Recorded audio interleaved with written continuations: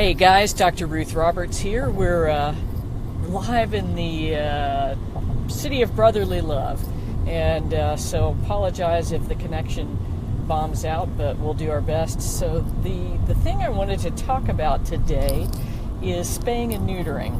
And the thing that's interesting is that over the last several years, it's come to light that early spaying and neutering has really created some issues as far as making animals more predisposed to cancers and really yucky cancers like hemangiosarcomas, lymphomas, things of that nature, and joint disease. So there were two seminal studies that came out of UC Davis probably 4 or 5 years ago now. The first one looked at golden retrievers, and what they found was that in golden retrievers, they looked at 3,000 some odd records at the UC Davis Veterinary Hospital and found that unneutered male dogs had no incidence of cranial cruciate rupture, versus in neutered male dogs, it was something on the order of 25%, which is just nuts. And then the incidence or the risk of developing other forms of cancer like hemangiosarcoma, osteosarcoma, the lymphoma, the really awful ones, was fairly elevated as well, and something on the order of like 11 to 15% higher than in the neutered pets.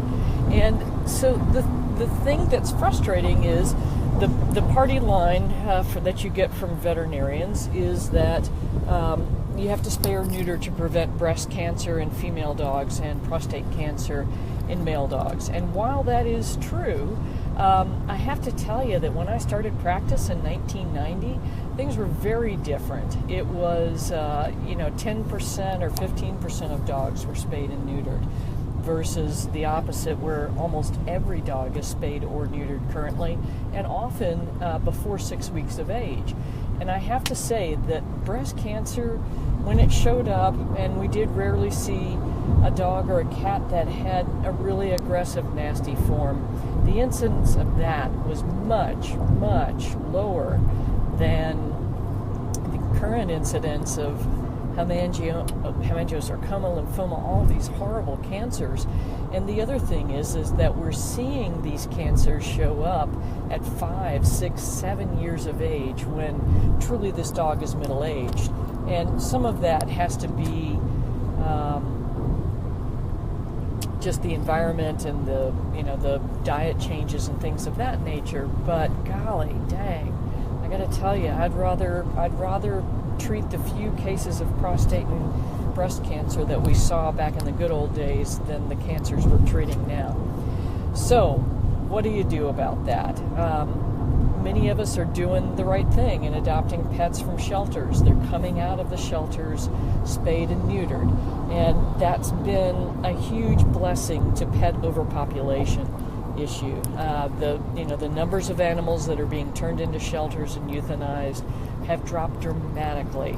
So it's one of those things. Now what do we do? So the way I think about it is this: if we go into menopause and andropause in our 50s, sometimes earlier, sometimes later, essentially what happens is that our adrenal glands are now responsible for making all of the physiologic levels of sex hormones, estrogens, testosterones, progesterones, all that good stuff.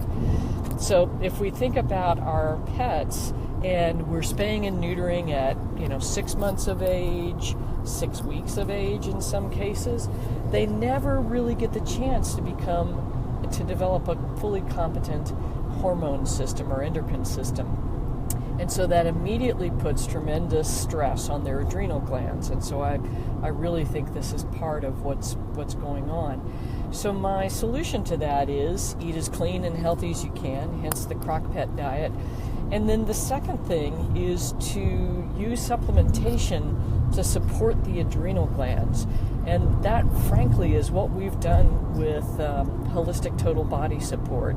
So I put a ton of things in there to help the entire endocrine system and support the adrenal glands in particular. So that's kind of my take on spaying and neutering. The thing that's interesting is I had a client from that had a pet that had died of just dreadful cancer, and a golden retriever, and so they're doing everything in their power to prevent that from happening to their new dog that's about 6.5 months old.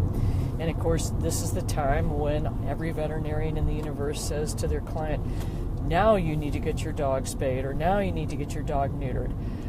There's a few folks that are starting to look at the data that are coming out and saying things like, well, let's wait until they're a year of age and things of that nature. And now too, there's actually a vasectomy procedure available, and because laparoscopic equipment has become much more reasonably priced, there is a way to essentially tie the tubes for female dogs that is not terribly invasive. So those are options, but the thing to remember is that if your pet is not spayed or neutered and you need to have daycare available, that becomes very difficult because people just don't know how to deal with intact animals anymore.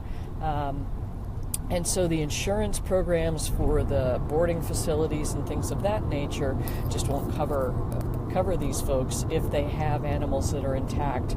So you need to make a separate plan for getting a dog walker in or something of that nature to help with exercise. So just kind of bear those things in mind. Yes, the risk of prostate and breast cancer is going to increase with the animal being unneutered, unspayed, but the risk for all other cancers, bone and joint disease, and basically quality of life improves so much when they remain intact.